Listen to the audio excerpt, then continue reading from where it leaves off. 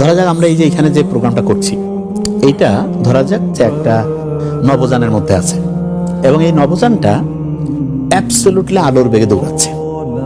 তাহলে আমরা ধরা যাক যে প্রোগ্রামটা শুরু করেছি অ্যাবসলিউটলি ধরা যাক যে রাত 10টায়, 1 ঘন্টা টানা আলোর বেগে এই গোটাল এই স্টুডিওর মধ্যে আমরা যাচ্ছি। 1 ঘন্টা পরে আমরা হচ্ছে যে প্রোগ্রামটা শেষ হইলো, তারপর আমি দেখবো যে আমাদের টাইম নর্মালি পৃথিবীতে কি হবে, 10টার পরে 11টা বাজবে না, ওখানে 10টায় ঠিক 10টায় থাকবে। তার মানে যখন আপনি আলোর বেগে দৌড়ান তখন সময় 1 সেকেন্ডও বাড়ে না।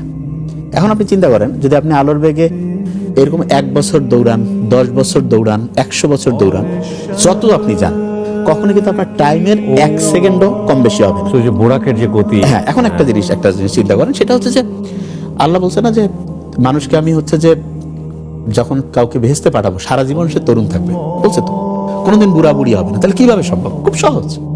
আপনি ধরেন যে আল্লাহ কিছুই করতে হবে না, আল্লাহ কিভাবে করবে সেটা আল্লাহ জানে, কিন্তু আমরা এখন কি বুঝি, যেই জায়গাটা আল্লাহ ধরা যাচ্ছে এইটা হচ্ছে যে স্বর্গ, মানে আমি বুঝতে যে জান্নাত।